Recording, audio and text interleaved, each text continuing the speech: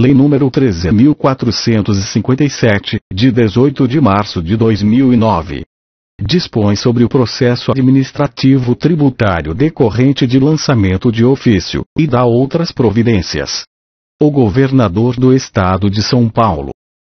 Faço saber que a Assembleia Legislativa decreta e eu promulgo a seguinte lei.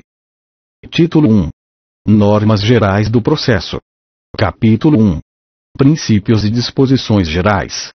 Artigo 1º. Esta lei regula o processo administrativo tributário, decorrente de lançamento de ofício, para a solução de litígios relativos aos tributos estaduais e respectivas penalidades. Seção 1. Dos princípios. Artigo 2º. O processo administrativo tributário obedecerá, entre outros requisitos de validade, os princípios da publicidade, da economia, da motivação e da celeridade, assegurados o contraditório e a ampla defesa, com os meios e recursos a ela inerentes. Seção 2. Dos atos processuais. Subseção 1.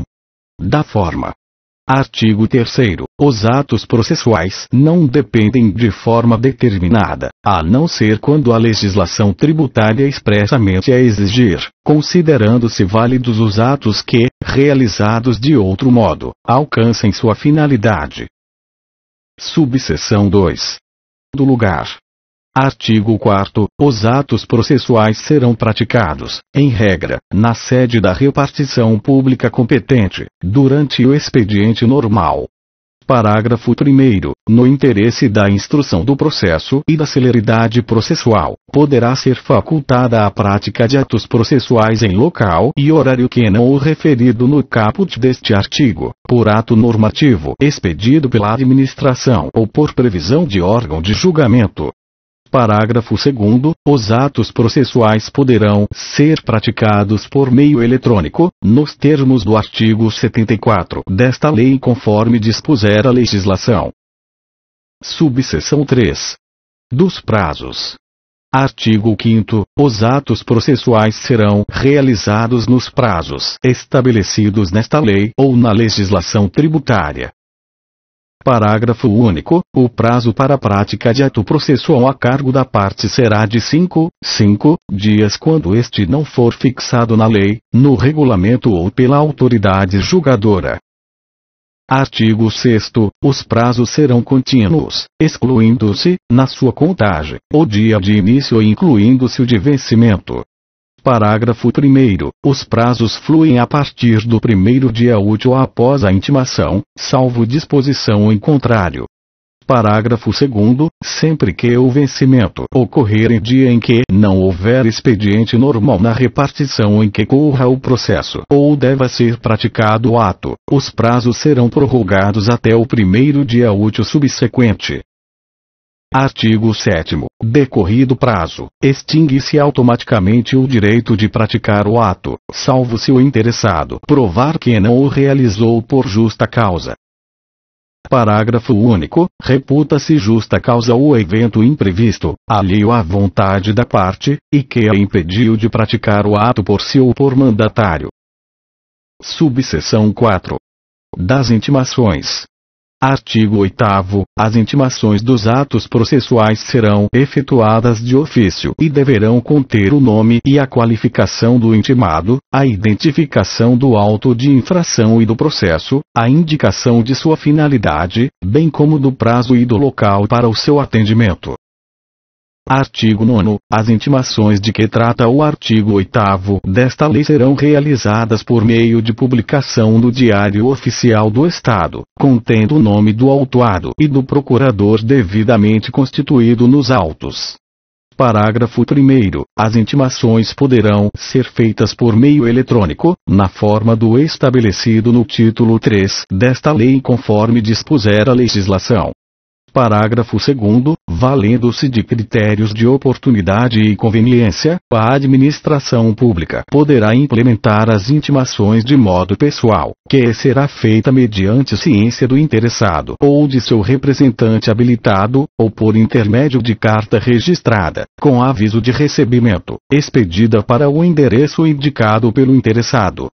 Parágrafo 3º. Em se tratando de pessoa física ou firma individual sem advogado constituído nos autos, as intimações permanecerão sendo realizadas mediante ciência do interessado ou por carta registrada com aviso de recebimento, enquanto não ocorrer sua adesão ao processo eletrônico, nos termos do título 3 desta lei.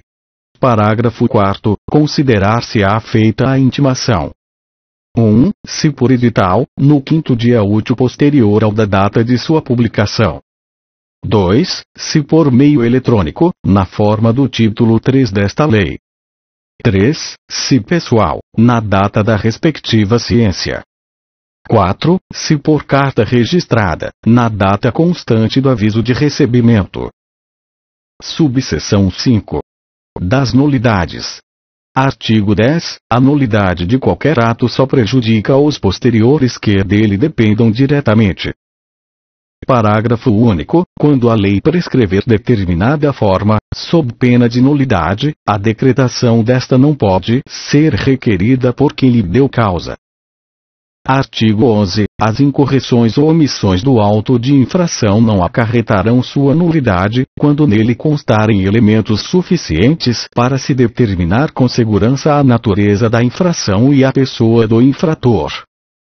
Artigo 12. Os erros existentes no auto de infração poderão ser corrigidos pelo autuante, com anuência de seu superior imediato, ou por este, enquanto não apresentada a defesa, cientificando-se o autuado e devolvendo-se-lhe o prazo para apresentação da defesa ou pagamento do débito fiscal com o desconto previsto em lei. Parágrafo único. Apresentada a defesa, as correções possíveis somente poderão ser efetuadas pelo órgão de julgamento ou por determinação deste. Artigo 13. Estando o processo em fase de julgamento, os erros de fato e os de capitulação da infração ou da penalidade serão corrigidos pelo órgão de julgamento, de ofício ou em razão de defesa ou recurso, não sendo causa de decretação de nulidade.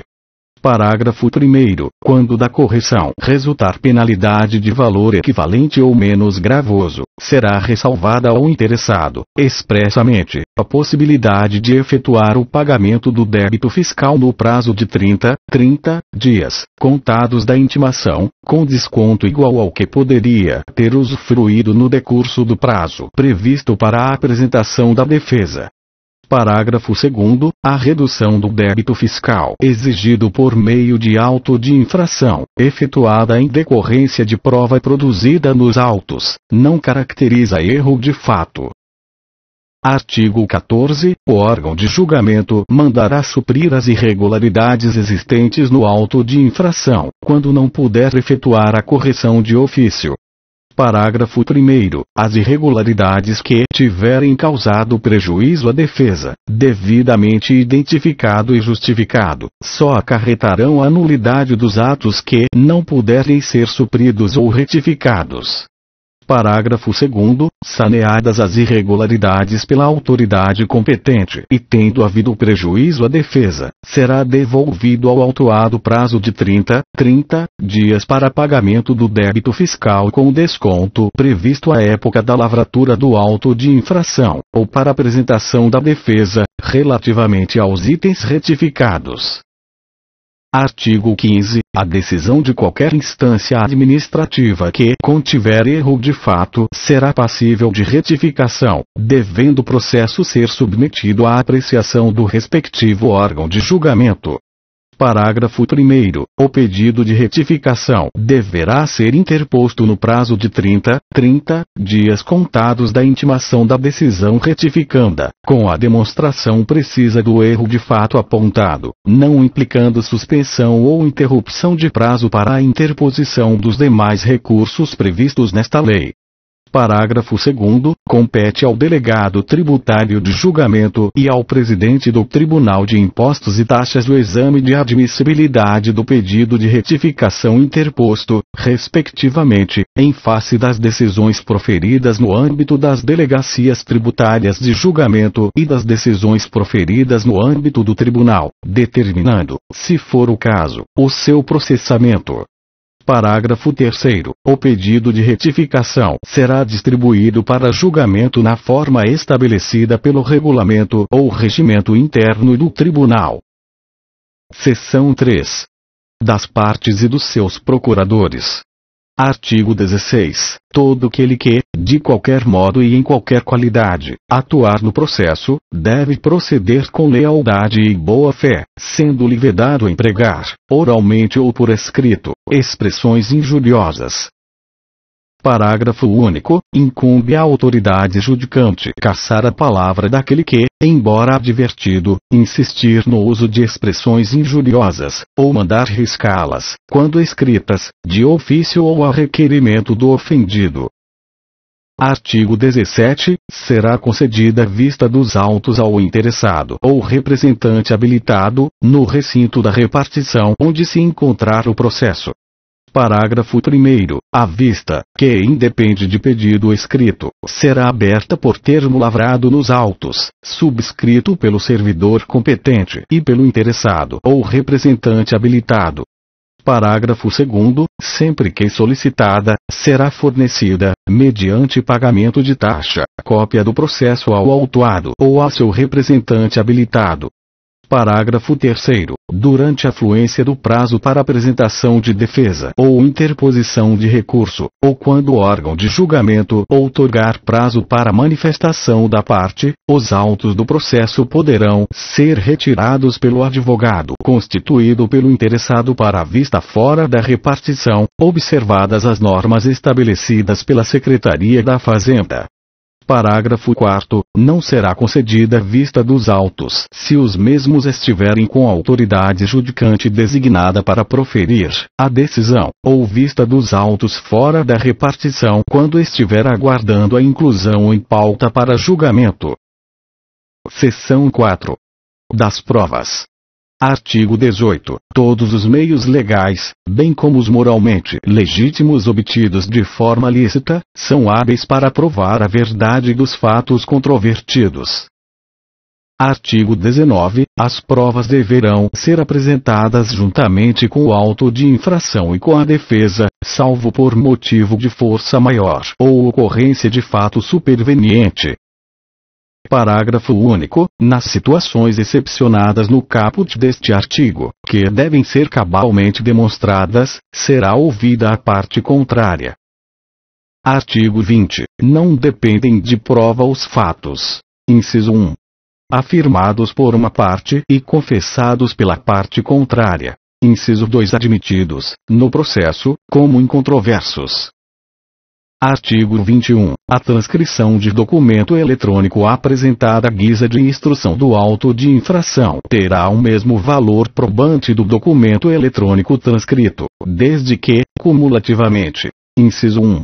Seu conteúdo reflita com exatidão os dados que constituem o respectivo documento em forma eletrônica. Inciso 2. O fisco tenha executado procedimentos técnicos tendentes a assegurar a integridade da informação digital contida no documento em forma eletrônica. Parágrafo 1º. Para os efeitos deste artigo, considera-se transcrição o processo do qual resulte a visualização, em impresso, do documento eletrônico. Parágrafo 2º. Ter-se-á como comprovada a integridade do documento eletrônico quando houver sido efetuada sua vinculação a um ou mais códigos digitais gerados por aplicativo especialmente projetado para autenticação de dados informatizados, garantindo que, necessariamente, se modifique a configuração do código autenticador na hipótese de ocorrer qualquer alteração, intencional ou não, no conteúdo do referido documento. Artigo 22. Em se tratando de infrações caracterizadas em documentos recebidos, emitidos ou escriturados pelo sujeito passivo, admitir-se-á como elemento de prova, em substituição aos referidos documentos, demonstrativo no qual as operações, prestações ou eventos estejam individualmente discriminados, sempre que, alternativamente, o referido demonstrativo tenha sido elaborado pelo fisco. Inciso 1. mediante transcrição de documentos eletrônicos gerados pelo sujeito passivo, por ele entregues ou apreendidos pelo fisco, desde que esteja comprovada a integridade dos correspondentes documentos eletrônicos, nos termos do artigo anterior. Inciso 2. Com base em documentos eletrônicos criados pelo sujeito passivo, por ele entregues ou apreendidos pelo fisco, desde que esteja comprovada a integridade dos correspondentes documentos eletrônicos, nos termos do artigo anterior. Inciso 3. Esteja acompanhado de originais ou cópias dos respectivos documentos em quantidade suficiente para comprovar, de forma inequívoca, ainda que em relação a um único evento, a ocorrência da infração.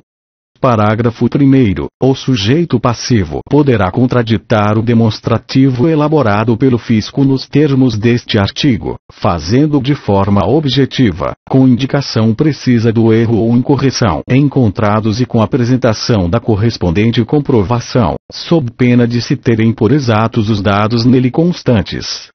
Parágrafo 2º. Os documentos recebidos, emitidos ou escriturados pelo sujeito passivo, nos quais estejam caracterizados elementos de prova de infrações, poderão lhe ser restituídos, devendo ser conservados enquanto não se tornar definitiva a decisão administrativa ou judicial, observado ainda o prazo mínimo de 5 anos, sob pena de se reputarem verdadeiras as respectivas acusações. Seção 5. Da competência dos órgãos de julgamento. Artigo 23. A competência dos órgãos de julgamento independe do domicílio do peticionário ou do autuado ou do lugar em que foi constatada a infração. Artigo 24. Para a fixação da competência dos órgãos de julgamento em razão da alçada, bem como do recurso cabível nos termos desta lei, entende-se por débito fiscal os valores correspondentes ao tributo, multa, atualização monetária e juros de mora, devidos na data da lavratura do auto de infração. Artigo 25. Os órgãos de julgamento determinarão a realização de diligências necessárias à instrução do processo. Parágrafo 1º. Encontrando-se o processo em fase de julgamento, somente por decisão do órgão julgador poderá ser determinada a diligência para esclarecimento de matéria de fato. Parágrafo 2º. A exibição e o envio de dados e de documentos resultantes das diligências de que trata o caput deste artigo poderão ser realizados por meio eletrônico, na forma do regulamento. Artigo 26. Os órgãos de julgamento apreciarão livremente as provas, devendo, entretanto, indicar expressamente os motivos de seu convencimento. Artigo 27. Somente nos casos expressamente previstos em lei poderá o órgão de julgamento relevar ou reduzir multas. Artigo 28. No julgamento é vedado afastar a aplicação de lei sob alegação de inconstitucionalidade, ressalvadas as hipóteses em que a inconstitucionalidade tenha sido proclamada. Inciso 1. Em ação direta de inconstitucionalidade. Inciso 2. Por decisão definitiva do Supremo Tribunal Federal, em via incidental, desde que o Senado Federal tenha suspendido a execução do ato normativo. Artigo 29. Não será processado no contencioso administrativo pedido que, inciso 1. seja intempestivo. Inciso 2. Seja apresentado por pessoa manifestamente ilegítima ou que deixe de fazer prova de sua capacidade para ser parte no processo administrativo tributário ou para representar o sujeito passivo. Inciso 3. Não preencha os requisitos previstos para sua interposição. Artigo 30. Não impede a lavratura do auto de infração a propositura pelo autuado de ação judicial por qualquer modalidade processual, com o mesmo objeto, ainda que haja ocorrência de depósito ou garantia. Parágrafo 1º. A propositura de ação judicial importa renuncia ao direito de litigar no processo administrativo tributário e desistência do litígio pelo autuado, devendo os autos serem encaminhados diretamente à Procuradoria-Geral do Estado, na fase processual em que se encontrarem. Parágrafo 2º. O curso do processo administrativo tributário, quando houver matéria distinta da constante do processo judicial, terá prosseguimento em relação à matéria diferenciada, conforme dispuser o regulamento. Parágrafo 3º. Estando o crédito tributário com a exigibilidade suspensa, nos termos do artigo 151, inciso 2, da Lei Federal nº 5.172. CTN, de 25 de outubro de 1966, a autuação será lavrada para prevenir os efeitos da decadência, porém sem a incidência de penalidades. Seção 6. Dos impedimentos. Artigo 31. É vedado o exercício da função de julgar aqueles que, relativamente ao processo em julgamento, tenham, inciso 1, atuado no exercício da fiscalização direta do tributo, como representante fiscal ou julgador de primeira instância administrativa. Inciso 2. Atuado na qualidade de mandatário ou perito. Inciso 3. Interesse econômico ou financeiro, por si, por seu cônjuge ou por parente consanguíneo ou afim, em linha reta ou na colateral até o 3º grau. Inciso 4. Vínculo, como sócio ou empregado, com a sociedade de advogados, ou de contabilistas ou de economistas, ou de empresa de assessoria fiscal ou tributária, a que esteja vinculado o mandatário constituído por quem figure como parte no processo. Parágrafo 1º. A parte interessada deverá arguir o impedimento, em petição devidamente fundamentada e instruída, na primeira oportunidade em que lhe couber falar nos autos. Parágrafo 2º. O incidente será decidido em preliminar pelo órgão de julgamento, ouvindo-se o arguido, se necessário.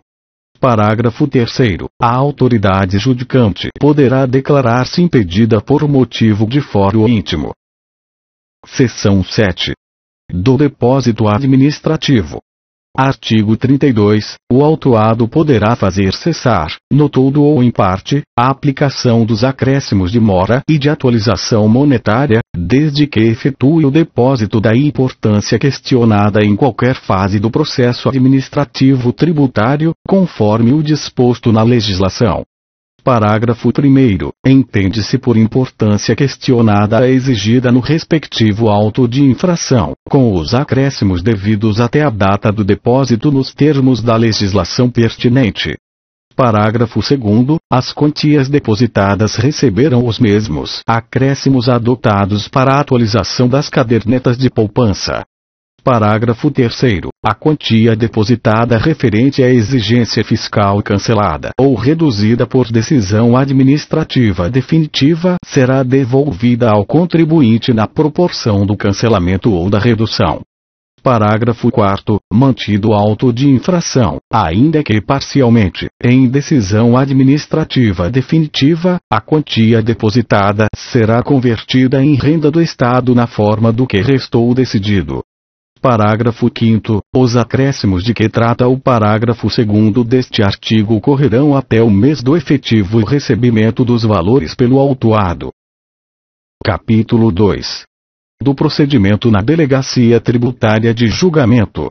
Artigo 33. O processo administrativo tributário regulado por esta lei tem por origem a apresentação de defesa, em face de auto de infração lavrado por agente fiscal de rendas.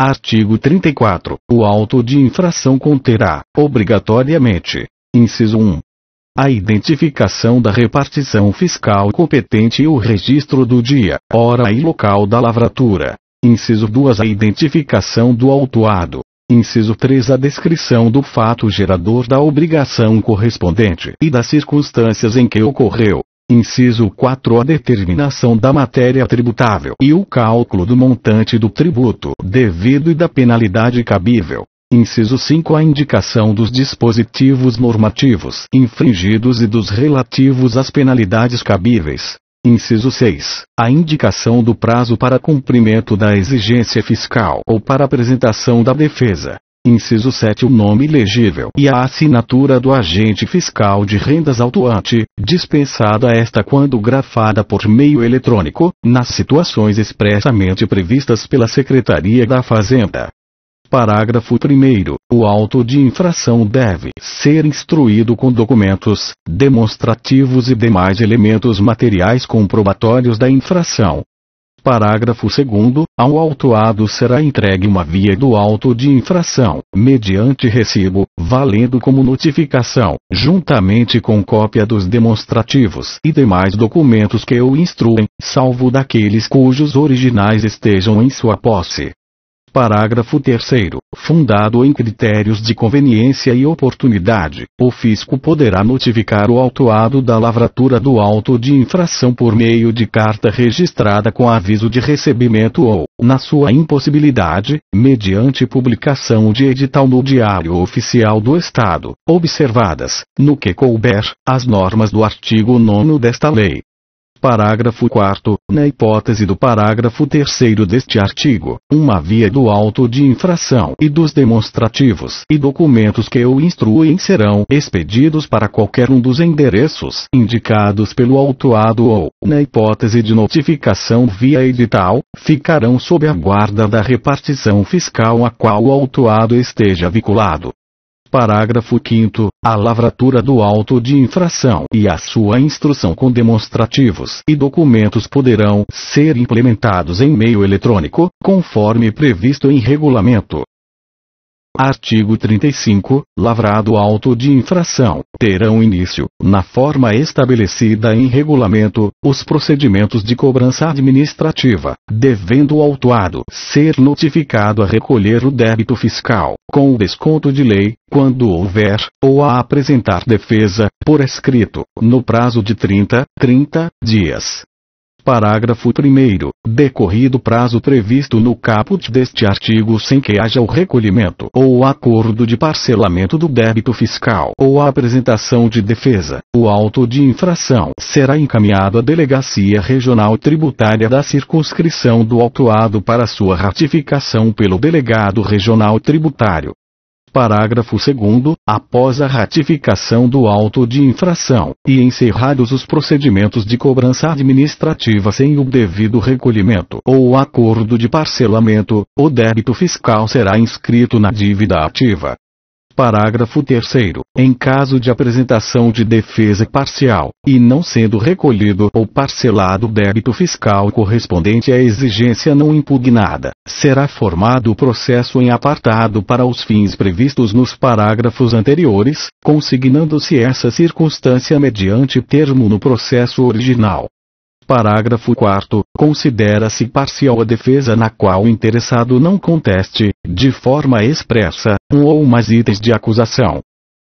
Artigo 36. Apresentada a defesa, o órgão autuante manifestar-se-á no prazo de 30 dias, fim do qual, com ou sem a manifestação, o processo será encaminhado à Delegacia Tributária de Julgamento.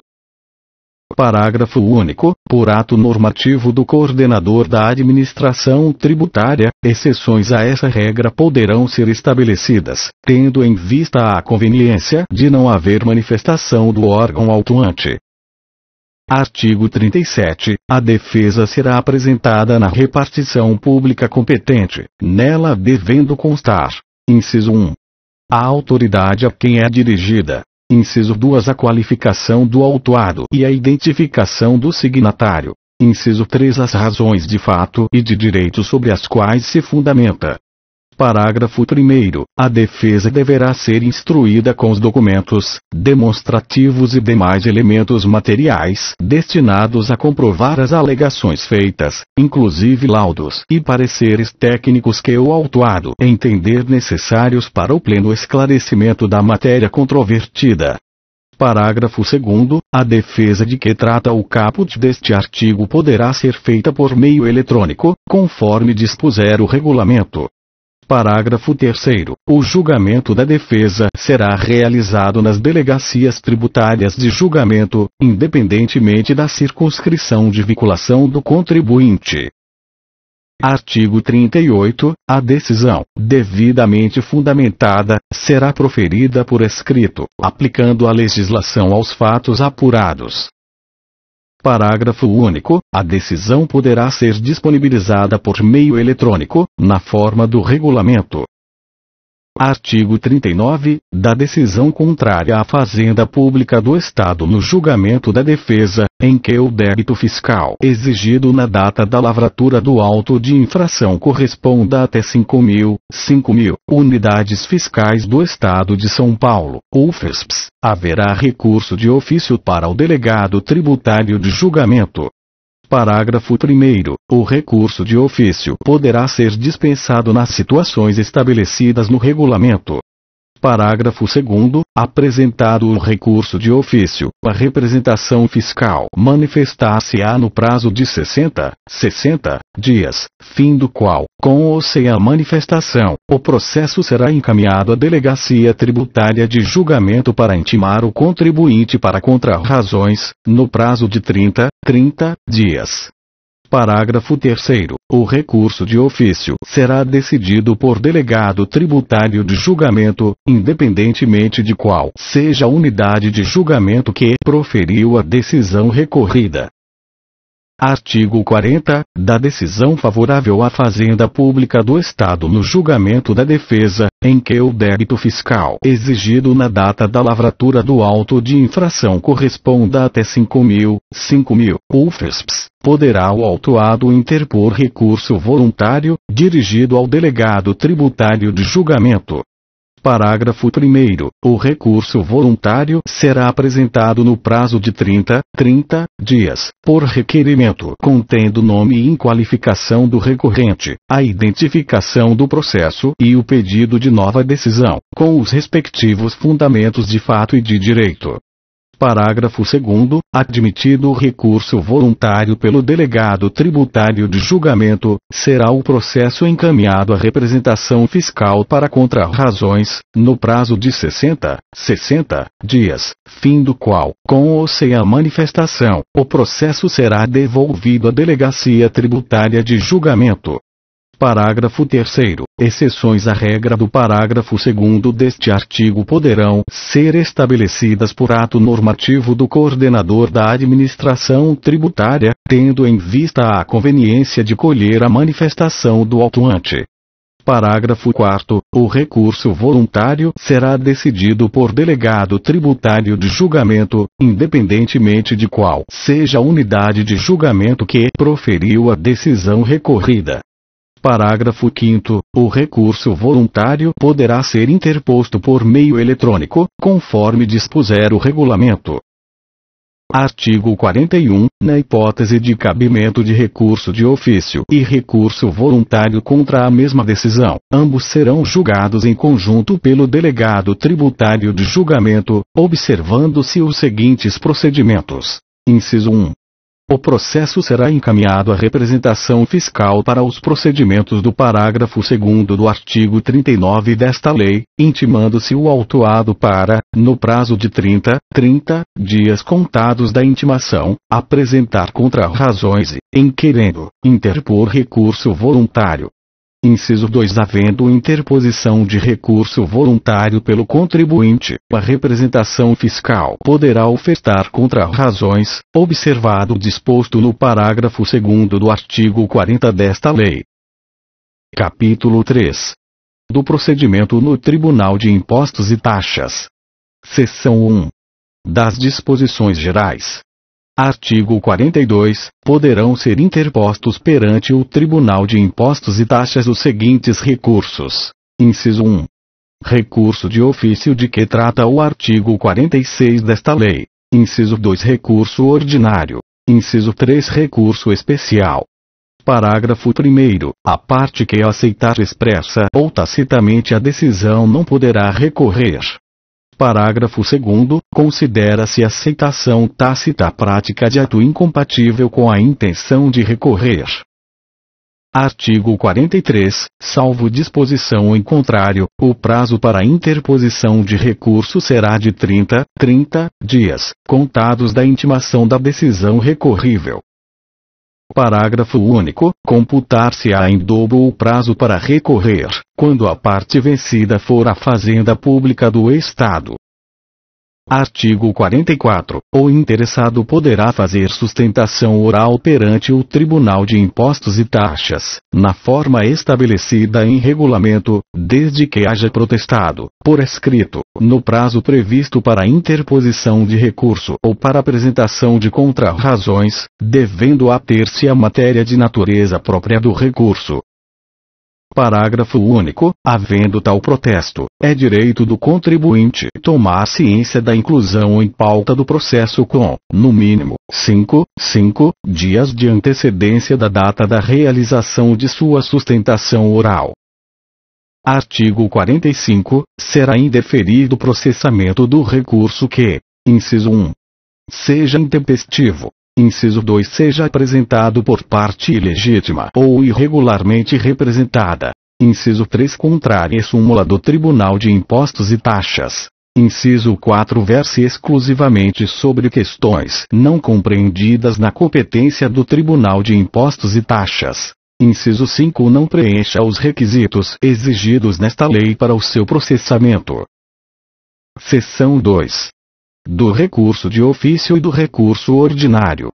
Artigo 46. Da decisão contrária à Fazenda Pública do Estado no julgamento da defesa, em que o débito fiscal exigido na data da lavratura do auto de infração for superior a 5.000 UFESPs, haverá recurso de ofício para o Tribunal de Impostos e Taxas. Parágrafo 1º. O recurso de ofício poderá ser dispensado nas situações estabelecidas no regulamento. Parágrafo 2º. Apresentado o recurso de ofício, a representação fiscal manifestar-se-á no prazo de 60 dias, fim do qual, com ou sem a manifestação, o processo será encaminhado à Delegacia Tributária de Julgamento para intimar o contribuinte para contrarrazões, no prazo de 30 dias. Parágrafo 3º. Expirado o prazo para contrarrazões ao recurso de ofício, será o processo encaminhado ao Tribunal de Impostos e Taxas para distribuição a juiz designado relator, que terá 30 dias para encaminhá-lo para decisão pela Câmara de Julgamento. Artigo 47. Da decisão favorável à Fazenda Pública do Estado no julgamento da defesa, em que o débito fiscal exigido na data da lavratura do auto de infração seja superior a 5.000 UFESPs, poderá o autuado, no prazo de 30 dias, interpor recurso ordinário para o Tribunal de Impostos e Taxas. Parágrafo 1º. O recurso ordinário será interposto por petição contendo nome e qualificação do recorrente, a identificação do processo e o pedido de nova decisão, com os respectivos fundamentos de fato e de direito. Parágrafo 2º. O juízo de admissibilidade do recurso ordinário cabe ao delegado tributário de julgamento. Parágrafo 3º. Se admitido, o recurso ordinário interposto pelo autuado será encaminhado, como regra, à representação fiscal, para que responda e produza parecer no prazo de 60 dias, fim do qual, com ou sem a manifestação, o processo será encaminhado ao Tribunal de Impostos e Taxas para distribuição a juiz designado relator, que terá 30 dias para encaminhá-lo para decisão pela Câmara de Julgamento. Parágrafo 4º. Exceções à regra do parágrafo 3º deste artigo serão estabelecidas por ato normativo do coordenador da administração tributária, tendo em vista, inclusive, a conveniência de haver, também, manifestação do autuante. Parágrafo 5º. O recurso ordinário devolverá ao Tribunal de Impostos e Taxas o conhecimento da matéria de fato e de direito impugnada. Parágrafo 6º. O recurso ordinário poderá ser interposto por meio eletrônico, conforme dispuser o regulamento. Artigo 48. Na hipótese de cabimento de recurso de ofício e recurso ordinário contra a mesma decisão, ambos serão julgados em conjunto pelo Tribunal de Impostos e Taxas, observando-se os seguintes procedimentos. Inciso 1. o processo será encaminhado à representação fiscal para os procedimentos do parágrafo 2º do artigo 46 desta lei, intimando-se o autuado para, no prazo de 30 dias, apresentar contrarrazões e, em querendo, interpor recurso ordinário. Inciso 2. Havendo interposição de recurso ordinário pelo contribuinte, a representação fiscal poderá ofertar contrarrazões, observado o disposto no parágrafo 3º do artigo 47 desta lei. Seção 3. Do recurso especial. Artigo 49. Cabe recurso especial, interposto tanto pelo autuado como pela Fazenda Pública do Estado, fundado em dissídio entre a interpretação da legislação adotada pelo acórdão recorrido e a adotada em outro acórdão não reformado, proferido por qualquer das câmaras do Tribunal de Impostos e Taxas. Parágrafo 1º. O recurso especial, dirigido ao presidente do tribunal, será interposto por petição contendo o nome e a qualificação do recorrente, a identificação do processo, o pedido de nova decisão, com os respectivos fundamentos, a indicação da decisão paradigmática, bem como a demonstração precisa da divergência, na forma estabelecida em regulamento, sem o que não será admitido o recurso. Parágrafo 2º. Cabe ao recorrente providenciar a instrução do processo com cópias das decisões indicadas, por divergência demonstrada. Parágrafo 3º. O juízo de admissibilidade do recurso especial compete ao presidente do Tribunal de Impostos e Taxas. Parágrafo 4º. Admitido o recurso especial, será intimada a parte contrária para contrarrazões. Parágrafo 5º. Para contrarrazoar o recurso especial, o prazo é de 30 dias, contados da intimação da interposição do recurso. Parágrafo 6º. Computar-se-á em dobro o prazo para contrarrazoar, quando a parte recorrida for a Fazenda Pública do Estado. Parágrafo 7º. Na hipótese de ambas as partes terem condições para recorrer, o prazo será deferido primeiramente à Fazenda Pública do Estado e posteriormente ao autuado, quando, então, poderá contrarrazoar eventual recurso interposto e, em querendo, interpor recurso especial no mesmo prazo, caso em que o processo retornará à Fazenda Pública para contrarrazões. Parágrafo 8º. Findos os prazos previstos nos parágrafos 5º e 6º deste artigo, com ou sem apresentação de contrarrazões, o processo será distribuído a juiz designado relator, que terá 30 dias para encaminhá-lo para decisão pela Câmara Superior.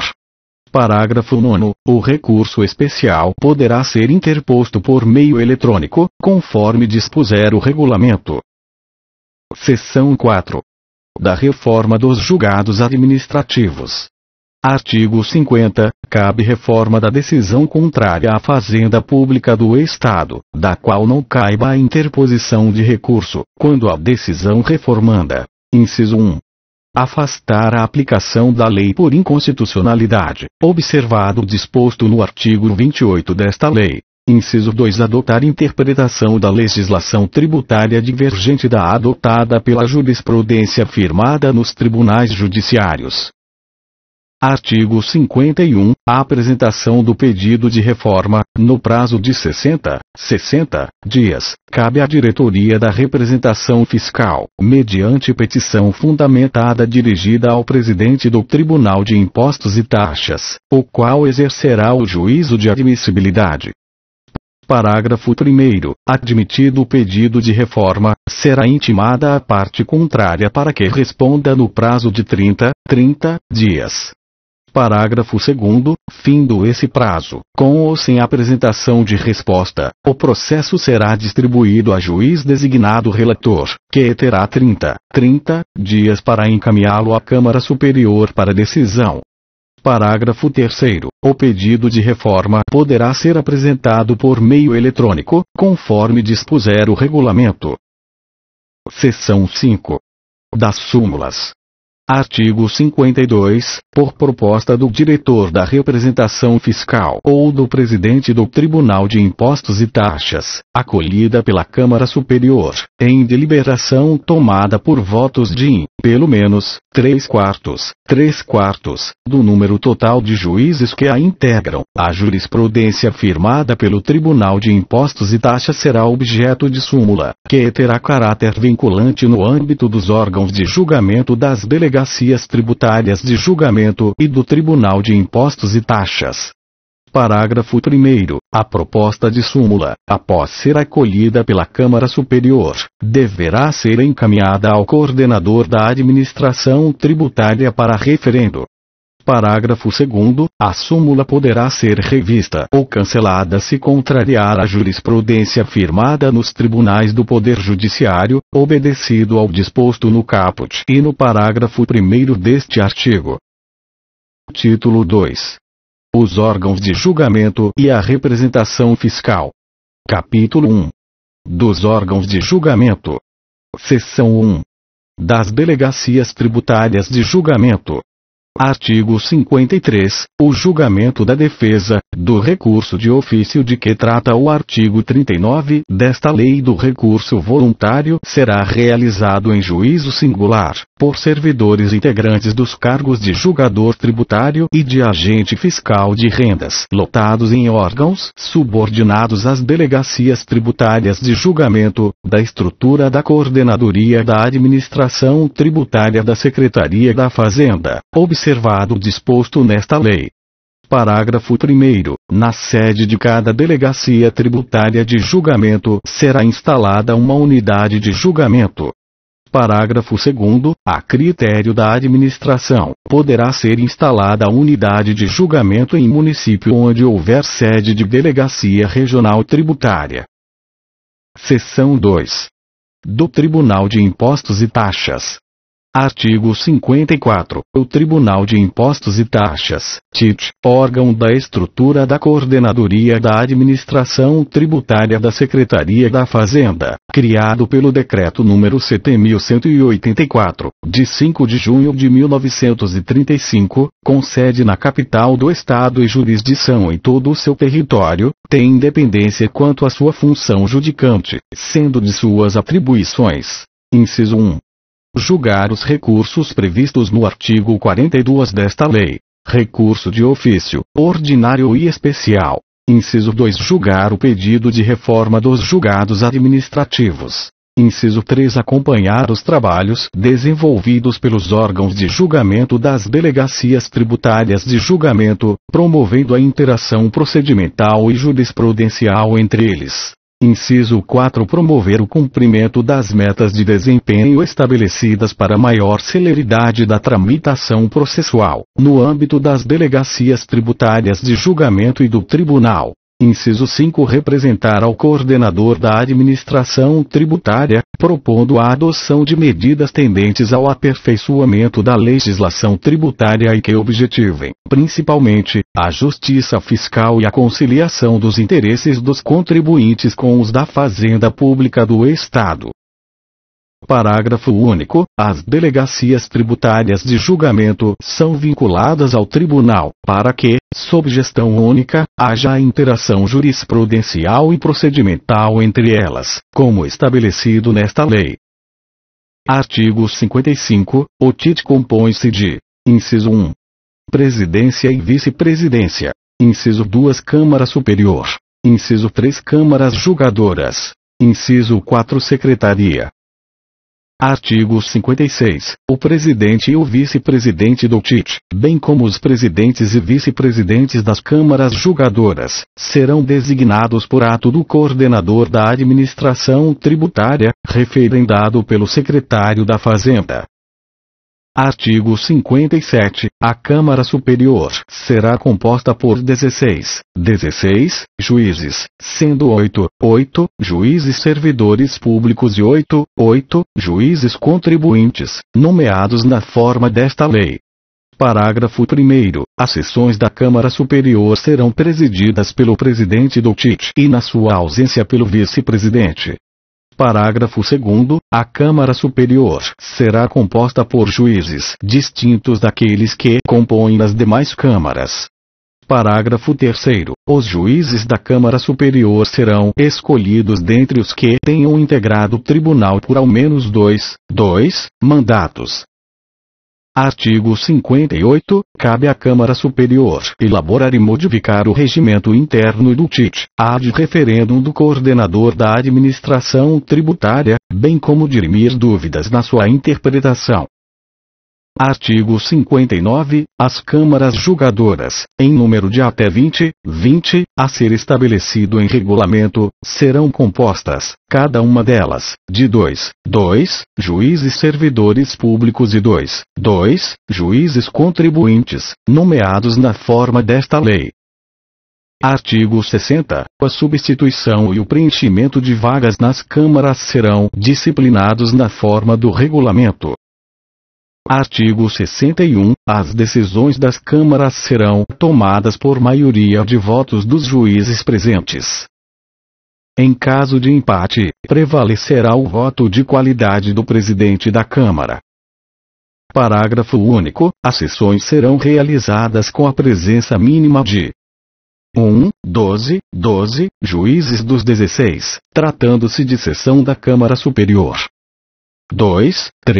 3 juízes dos 4, tratando-se de sessão das câmaras julgadoras.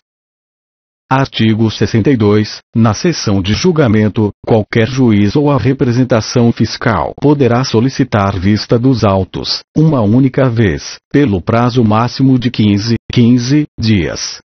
Parágrafo 1º. O pedido de vista poderá ser admitido somente na primeira sessão de julgamento e não impedirá que votem os juízes que se tenha por habilitado a fazê-lo.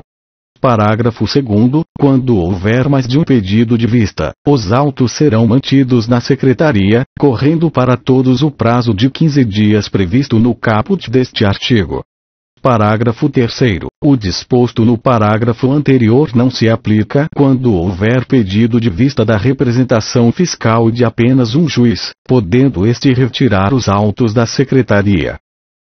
Artigo 63. Os juízes exercerão o mandato por período de 2 anos, que terá início em 1º de janeiro e término em 31 de dezembro dos anos correspondentes ao início e término do período da nomeação.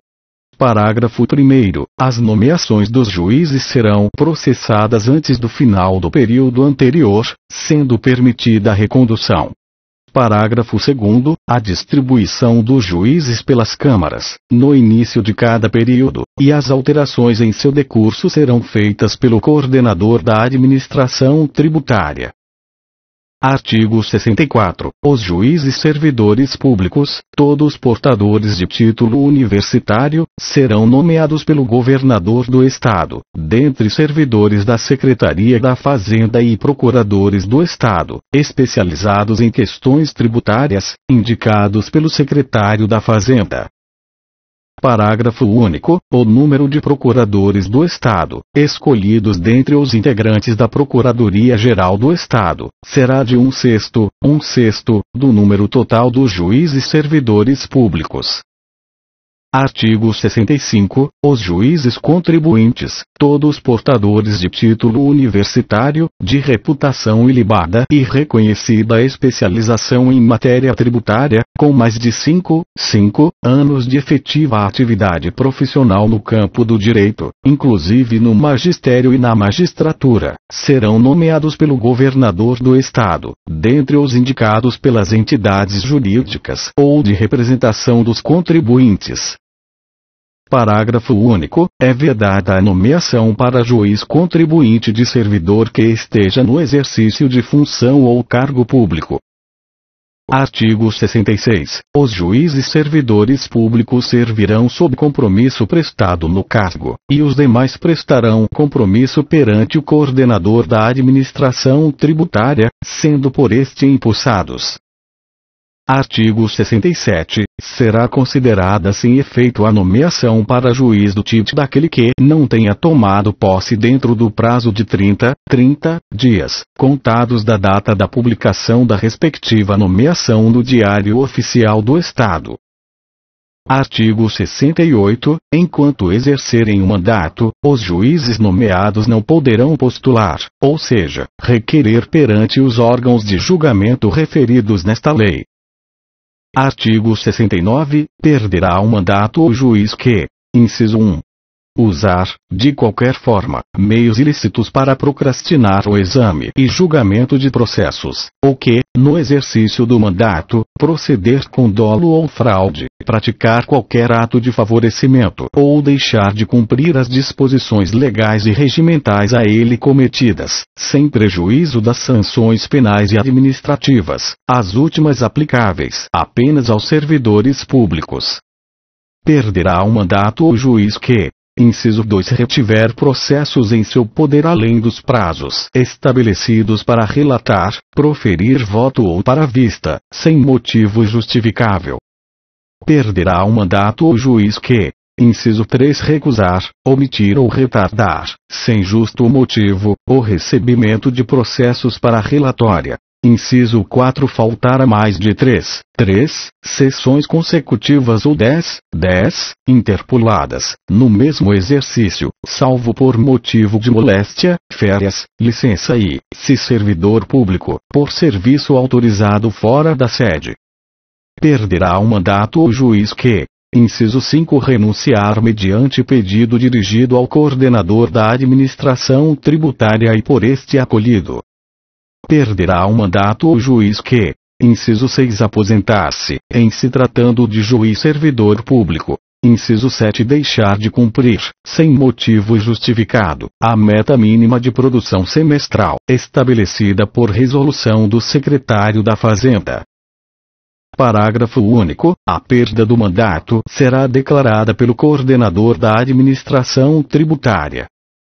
Artigo 70. O juiz do TIT fará jus à ajuda de custo mensal, a título indenizatório, pelo exercício da função. Parágrafo 1º. A ajuda de custo a que se refere o caput deste artigo corresponderá à somatória do valor fixado por participação em cada sessão de julgamento e do valor equivalente à quantidade de processos em que o juiz tenha atuado como relator e participado do respectivo julgamento.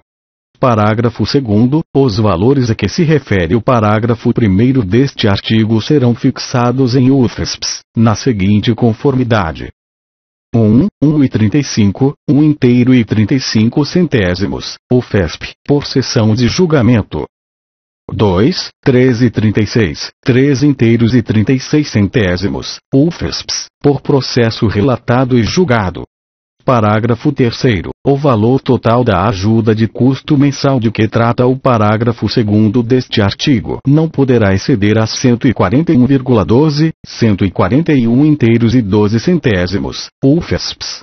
Parágrafo 4º. A ajuda de custo de que trata este artigo, quando percebida por juiz que seja servidor público, não será considerada para fins de determinação do limite a que se refere o inciso 12 do artigo 115 da Constituição Estadual, em conformidade com o artigo 37(11) da Constituição Federal.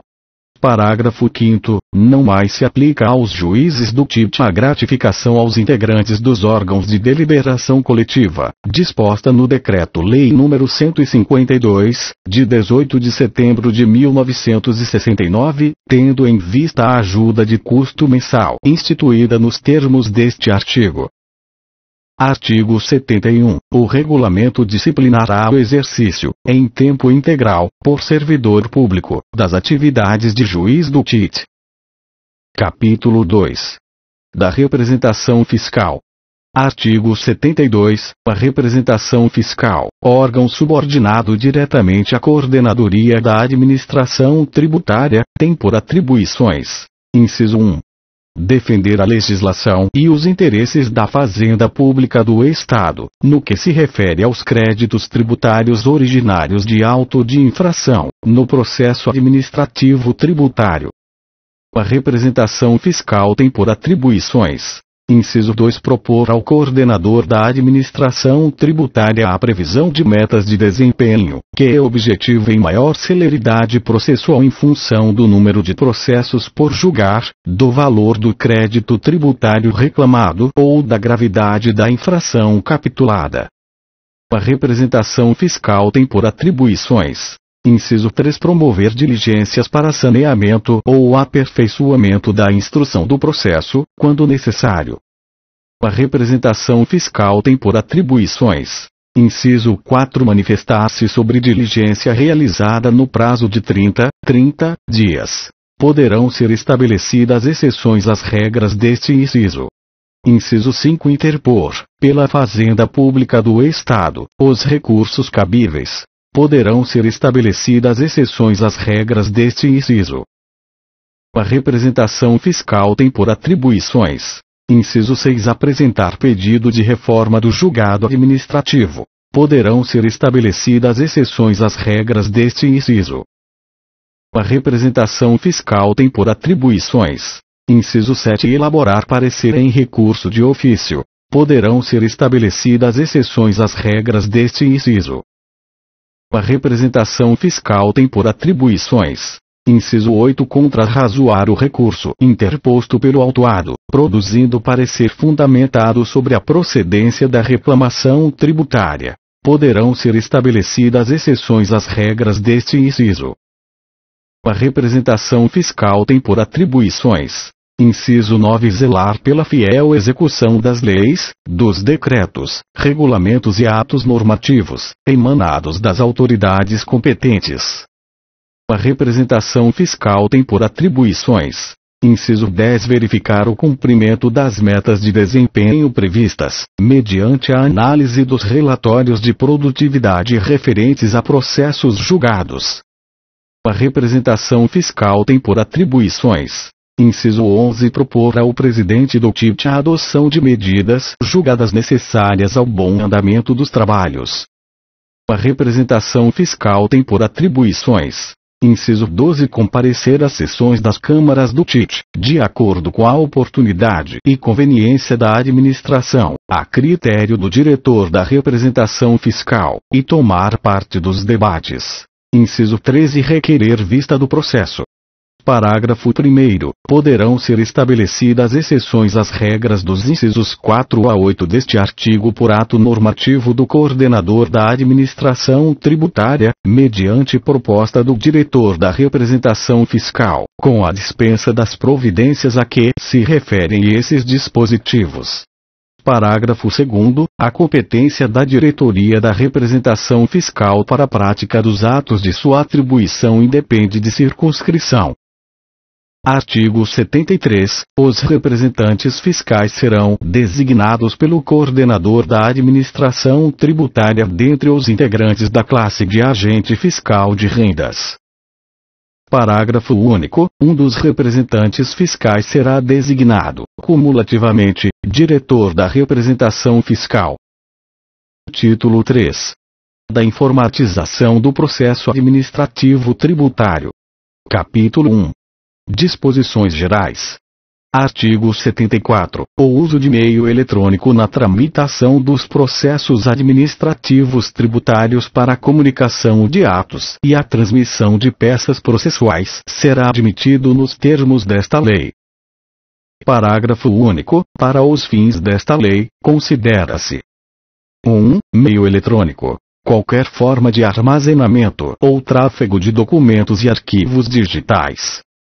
2. Transmissão eletrônica: toda forma de comunicação à distância com a utilização de redes de comunicação, preferencialmente a rede mundial de computadores. 3. Assinatura eletrônica: as seguintes formas de identificação inequívoca do signatário. Alínea: a assinatura digital baseada em certificado digital emitido por autoridade certificadora credenciada, na forma de lei específica. Alínea B. Assinatura constante de cadastro do usuário na Secretaria da Fazenda, conforme disciplinado em regulamento. Artigo 75. O envio de petições, de recursos e a prática de atos processuais em geral por meio eletrônico serão admitidos mediante uso de assinatura eletrônica, na forma do item 3 do parágrafo único do artigo 74 desta lei, sendo obrigatório o credenciamento prévio na Secretaria da Fazenda, conforme disciplinado em regulamento. Parágrafo 1º. O credenciamento a que se refere o caput deste artigo será realizado mediante procedimento no qual esteja assegurada a adequada identificação presencial do interessado. Parágrafo 2º. Ao credenciado será atribuído registro e meio de acesso ao sistema, de modo a preservar o sigilo, a identificação e a autenticidade de suas comunicações. Artigo 76. Consideram-se realizados os atos processuais por meio eletrônico no dia e hora do seu envio ao sistema da Secretaria da Fazenda, do que deverá ser fornecido protocolo eletrônico. Parágrafo único. Quando a petição eletrônica for enviada para atender prazo processual, serão consideradas tempestivas as transmitidas até as 24 horas do seu último dia. Capítulo 2. Da comunicação eletrônica dos atos processuais. Artigo 77. A Secretaria da Fazenda poderá criar diário eletrônico, disponibilizado em sítio da Rede Mundial de Computadores, para publicação de atos administrativos, bem como comunicações em geral. Parágrafo 1º. O sítio e o conteúdo das publicações de que trata este artigo deverão ser assinados digitalmente com base em certificado emitido por autoridade certificadora credenciada na forma da lei específica. Parágrafo 2º. A publicação eletrônica na forma deste artigo substitui qualquer outro meio e publicação oficial, para quaisquer efeitos legais, à exceção dos casos que, por lei, exigem intimação ou vista pessoal. Parágrafo 3º. Considera-se como data da publicação o primeiro dia útil seguinte ao da disponibilização da informação no diário eletrônico. Parágrafo 4º. Os prazos processuais terão início no primeiro dia útil que se seguir ao considerado como data da publicação. Parágrafo 5º. A criação do diário eletrônico deverá ser acompanhada de ampla divulgação, e o ato administrativo correspondente será publicado durante 30 dias no Diário Oficial do Estado. Artigo 78. As intimações serão feitas por meio eletrônico em portal próprio aos que se cadastrarem na forma do artigo 74, parágrafo único, item 3, alínea B, desta lei, dispensando-se a publicação no órgão oficial, inclusive a intimação eletrônica. Parágrafo 1º. Considerar-se-á realizada a intimação no dia em que o intimando efetivar a consulta eletrônica ao teor da intimação, certificando-se nos autos a sua realização. Parágrafo 2º. A intimação será considerada realizada no primeiro dia útil seguinte da consulta eletrônica, quando esta se realizar em dia não útil. Parágrafo 3º. A consulta à intimação a que se referem os parágrafos 1º e 2º deste artigo deverá ser feita em até 10 dias corridos contados da data do envio da intimação, sob pena de considerar-se a intimação automaticamente realizada na data do término desse prazo. Parágrafo 4º. Em caráter informativo, poderá ser efetivada a remessa de correspondência eletrônica, comunicando o envio da intimação e a abertura automática do prazo processual nos termos do parágrafo 3º deste artigo, aos que manifestarem interesse por esse serviço. Parágrafo 5º. Nos casos urgentes em que a intimação feita na forma deste artigo possa causar prejuízo a quaisquer das partes, ou nos casos em que for evidenciada qualquer tentativa de burla ao sistema, o ato processual deverá ser realizado por outro meio que atinja sua finalidade, conforme determinado pelo órgão julgador. Parágrafo 6º. As intimações feitas na forma deste artigo serão consideradas pessoais para todos os efeitos legais. Artigo 79. Todas as comunicações oficiais que transitem entre órgãos da Secretaria da Fazenda serão feitas preferencialmente por meio eletrônico. Capítulo 3. Do processo eletrônico. Artigo 80. A Secretaria da Fazenda desenvolverá sistemas eletrônicos de processamento de processos administrativos tributários por meio de autos total ou parcialmente digitais, utilizando, preferencialmente, a rede mundial de computadores e acesso por meio de redes internas e externas. Parágrafo único. Todos os atos processuais do processo eletrônico serão assinados eletronicamente na forma estabelecida em regulamento. Artigo 81. No processo eletrônico, todas as intimações e notificações serão feitas por meio eletrônico, na forma desta lei. Parágrafo 1º. As intimações, notificações e remessas que viabilizem o acesso à íntegra do processo correspondente serão consideradas vista pessoal do interessado para todos os efeitos legais. Parágrafo 2º. Quando, por motivo técnico, for inviável o uso do meio eletrônico para a realização de intimação ou notificação, esses atos processuais poderão ser praticados segundo as regras ordinárias, digitalizando-se o documento físico, que deverá ser posteriormente destruído. Artigo 82. A apresentação e a juntada da defesa, dos recursos e das petições em geral, todos em formato digital, nos autos de processo eletrônico, podem ser feitas diretamente pelos contribuintes, sem necessidade da intervenção de órgãos da Secretaria da Fazenda, hipótese em que a autuação deverá se dar de forma automática, fornecendo-se recibo eletrônico de protocolo. Parágrafo 1º. Quando o ato processual tiver que ser praticado em determinado prazo, por meio de petição eletrônica, serão considerados tempestivos os efetivados até as 24 horas do último dia.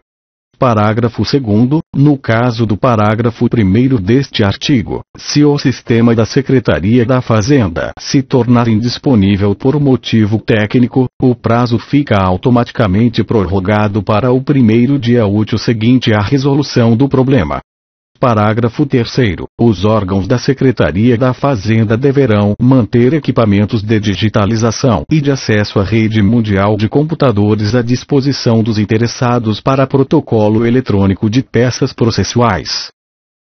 Artigo 83. Os documentos produzidos eletronicamente e juntados ao processo eletrônico com garantia da origem de seu signatário, na forma estabelecida em regulamento, serão considerados originais para todos os efeitos legais.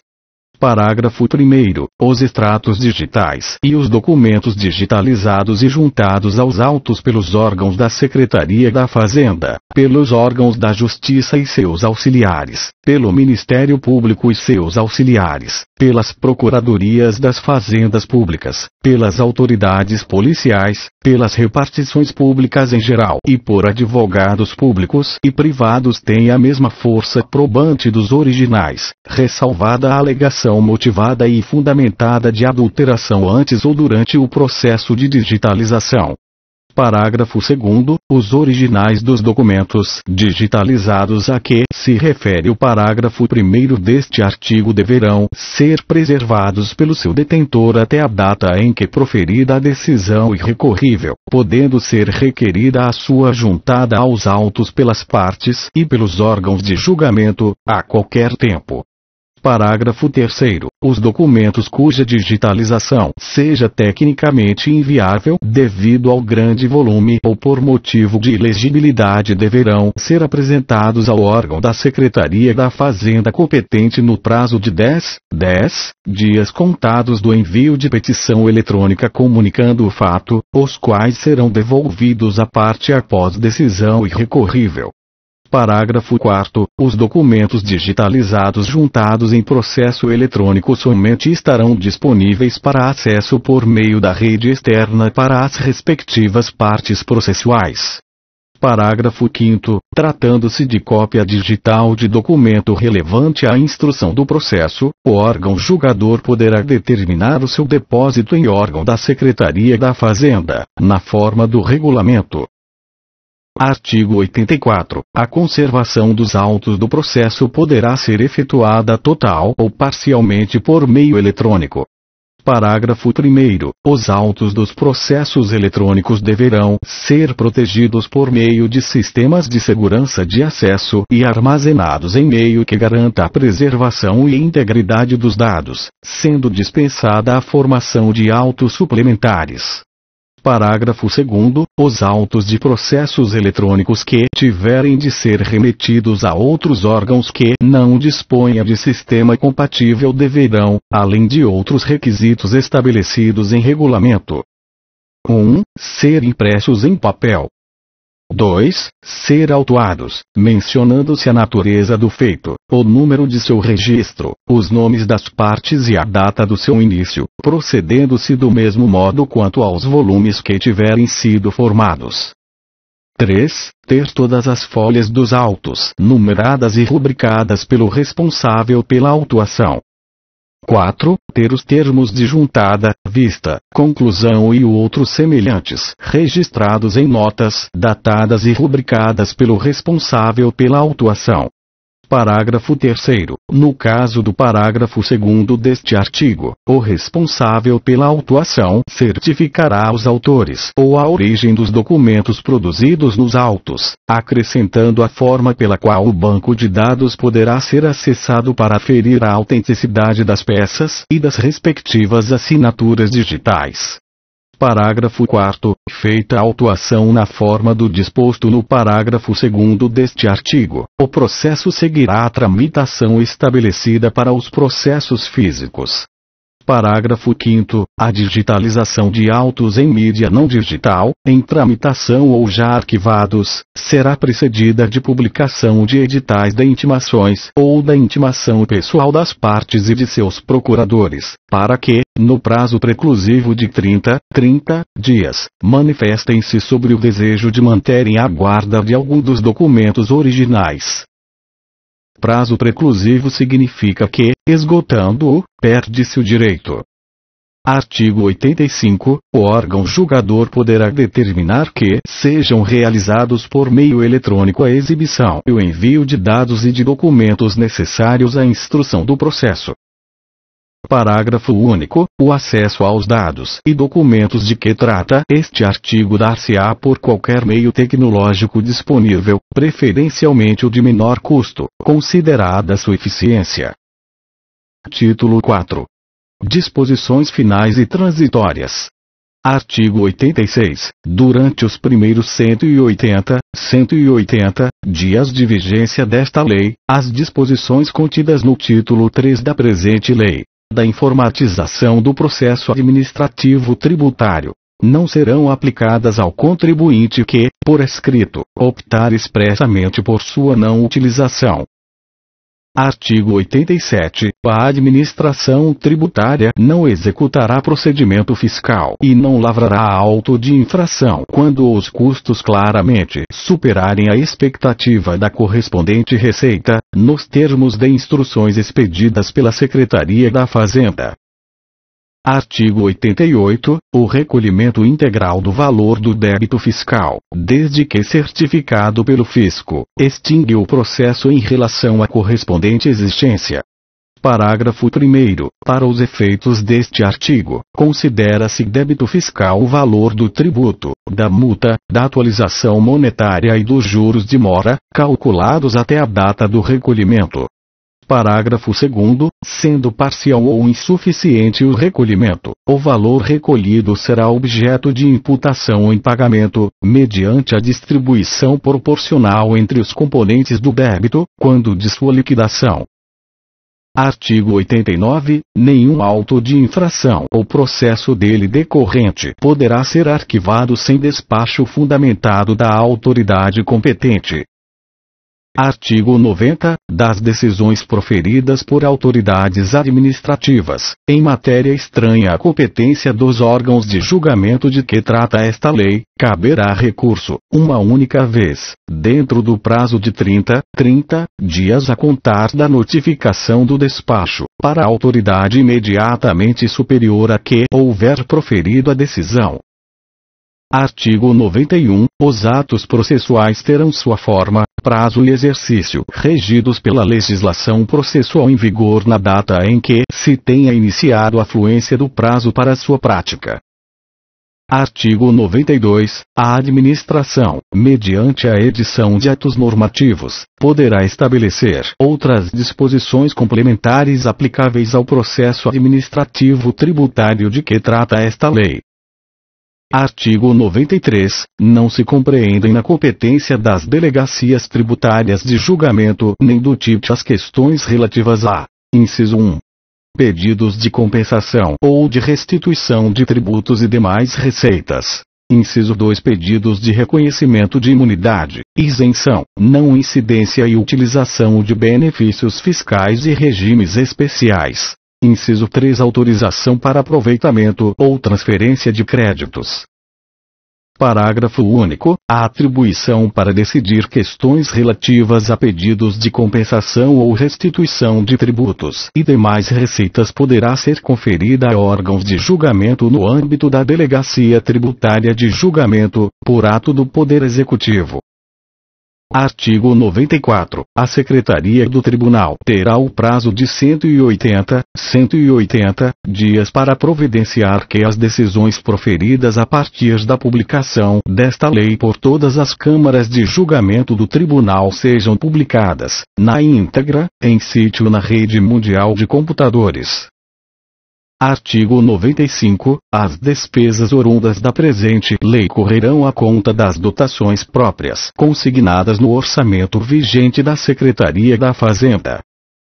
Artigo 96. Esta lei entra em vigor na data de sua publicação, produzindo efeitos a partir de sua regulamentação. Artigo 97. Fica revogada a Lei nº 10.941, de 25 de outubro de 2001. Palácio dos Bandeirantes, 18 de março de 2009. José Serra. Mauro Ricardo Machado Costa. Secretário da Fazenda. Aloísio Nunes Ferreira Filho. Secretário-chefe da Casa Civil. Publicada na Assessoria Técnico-Legislativa, aos 18 de março de 2009.